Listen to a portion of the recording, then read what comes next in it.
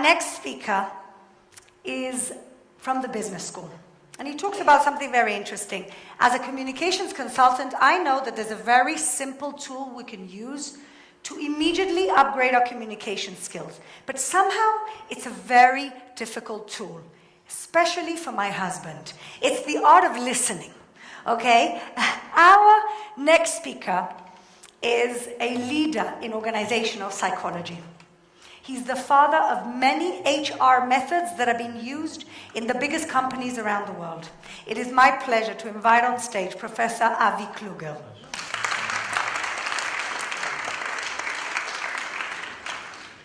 Good evening. I'm delighted to have been invited to talk to you today about the soft power of listening. But in order to make my point come through, I would like you to indulge me and to participate in a few minutes exercise. What I'd like you to do is to turn to a person next to you, preferably the person you know less, and just start chit-chatting right now in pairs. No trios, please. Find another partner. Just start chit-chatting with the person next to you. I'll give you more instructions in 1 minute.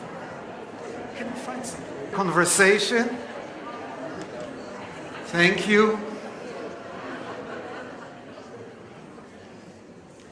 So what is listening? Actually, it's hard to define. It's easier to tell you what listening is not. And you may realize what listening is not if you think about yourself when you speak to someone and that someone nods and says, while they're playing with their smartphone.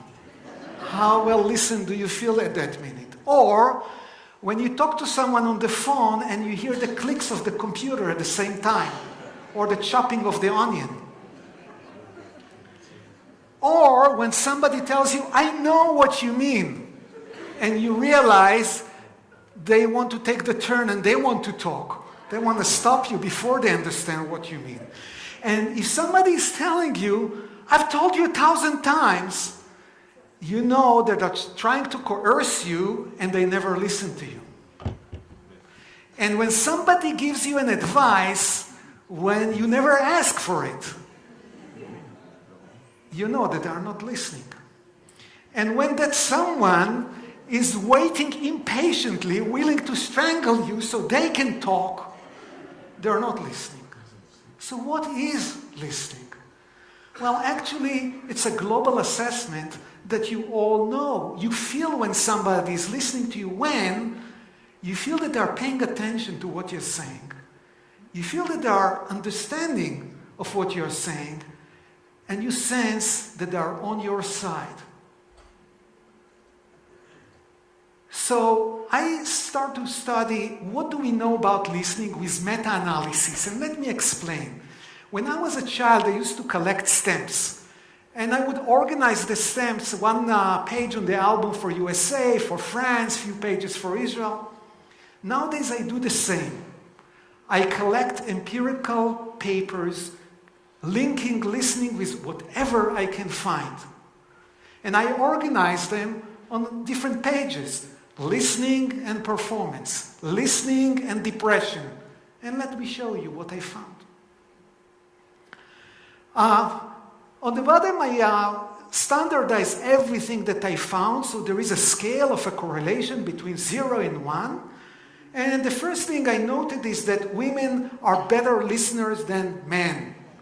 Maybe not. And you may want to ask, is a correlation of 0.2 a little, a lot? Well, maybe it's not a lot, but it's among the top 15% of psychological differences known between men and women. Next, reducing depression. People who have listeners around them are less depressed. And that includes experimental studies. Is it a lot? Is it a little? Suffice to say that other meta-analyses suggest that cognitive behavioral therapy is slightly less effective than listening. And that drugs are less effective than listening for reducing depression. I'm not suggesting you stop taking your drugs, just add listening to it. Then job performance.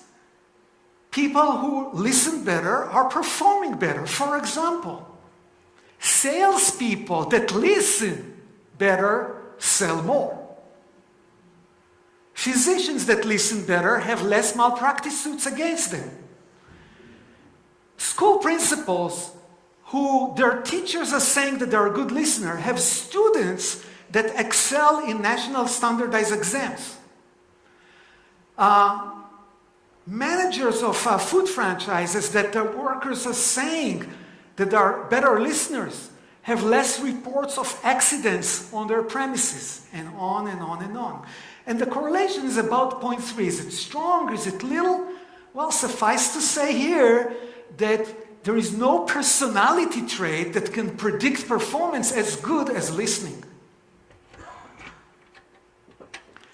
Employees who are saying that their boss is a good listener have less burnout. Other words, a boss that doesn't listen is a walking hazard for the health of his or her subordinates.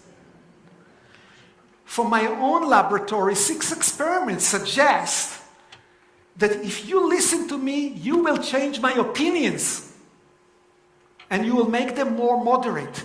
You will allow me on my own to recognize the pro and the con for anything I'm talking about. And now this is in social sciences already getting to be a strong effect.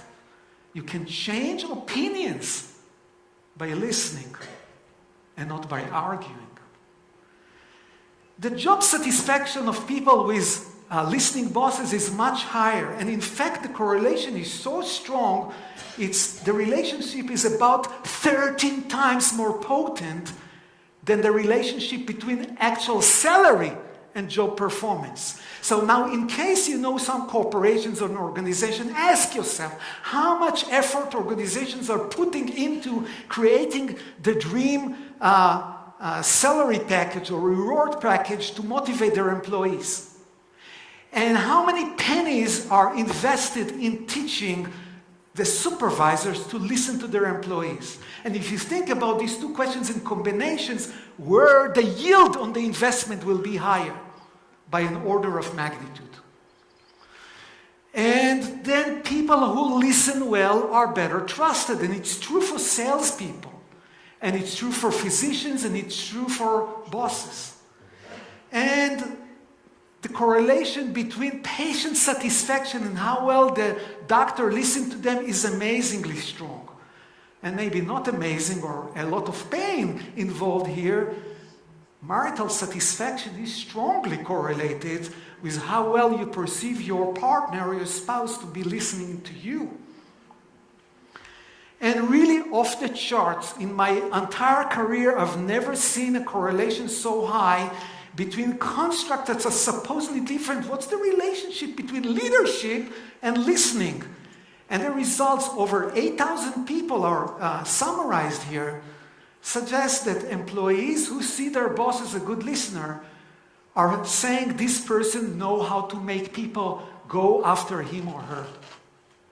So this is just a short summary of what I found, but the conclusion is very simple mathematics. 1 equals 2. One good listener creates benefit for 2 people, for the listener and for the speaker.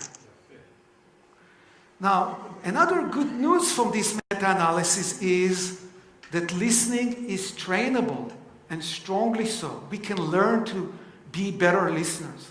So I want to leave you with 3 suggested steps. If you decide that you want to improve your listening a little bit, repeat the exercise we just did here. In fact, I'll give you one testimonial of a couple of donors that visited the Hebrew University about 2 months ago, and I sent them home to try 5 minutes for each side, just to listen. And this is what the husband said. This exercise reminded me once again of why we dated and then got married 47 years ago. And the wife, I enjoyed having 5 or more minutes to explain my thought without any interruption. The second suggestion is ask. Ask for stories.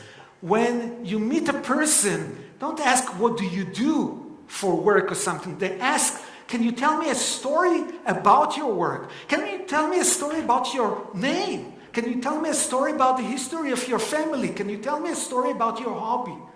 It's very easy to listen to stories.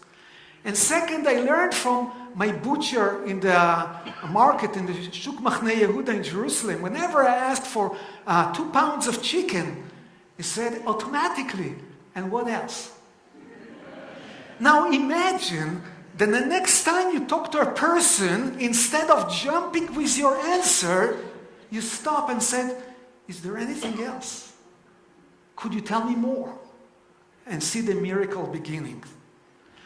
And my last recommendation, if you want to learn to listen, is forgive yourself. I know that I'm trying myself to learn to improve this skill, and I fail about 50 times a day. The failure is not the issue. The issue is, can I learn from it and improve a little bit day by day? So I want to leave you with one question. What will be your first step? Thank you.